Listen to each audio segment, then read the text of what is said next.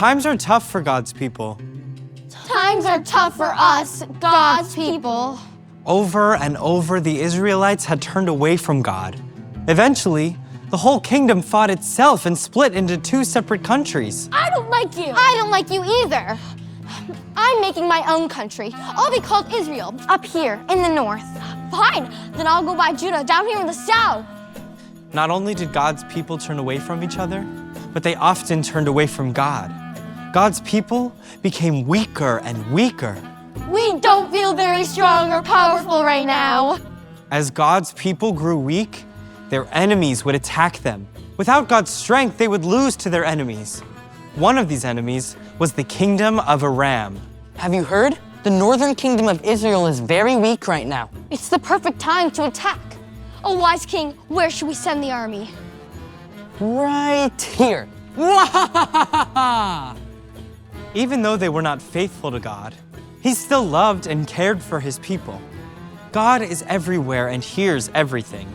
He listened in on the king's plans and would tell the prophet Elisha where Aram would attack.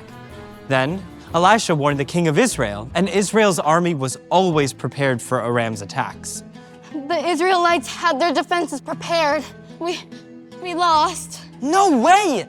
Okay, let me see. Let's attack there.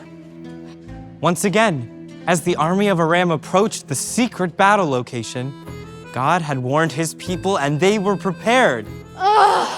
What? They were prepared. We lost again.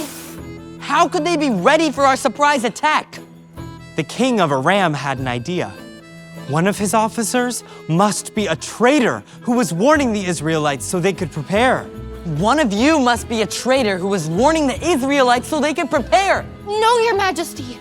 We don't like to lose. We heard there was a prophet in Israel named Elisha.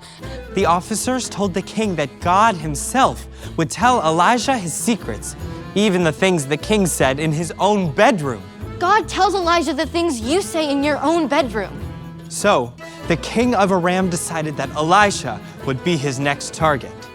Well then, the next place to attack is the city of Dothan, where Elijah is. Aram's army surrounded the city of Dothan, where Elisha lived. Elisha's servant saw them early in the morning and told Elisha all about it. There's an army surrounding the town. What can we do? But Elisha told him not to be afraid. Those who are with us are more than those who are with them. We have more people with us than they have in their army. Elisha's servant looked very confused.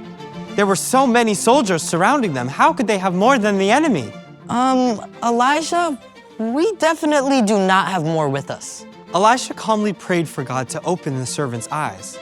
The servant looked up and gasped, and that's when something wonderful happened. God made it so the servant could see the mighty angels who were protecting them. Whoa, God's army is all around us. I see horses, angels, and chariots of fire covering the hillside. God's mighty army made Aram's army look small and weak. God is good, and He is protecting us. Now let's get to work. Elisha prayed that God would make Aram's soldiers go blind. And God did. He can do anything. Elisha came out to Aram's soldiers and told them that they were in the wrong place. You're in the wrong place. Let me help you get to where you should be. Elisha led Aram's army through the nation of Israel, right into the capital city of Samaria. When they arrived there, Elisha prayed for God to open their eyes. Oh no! We're surrounded by Israel's troops. We're going to die. So, Elijah, what should we do? Should we kill them all? No. Let's show them kindness. Let's give them food and water and let them go home. Sounds great. Let's have a feast.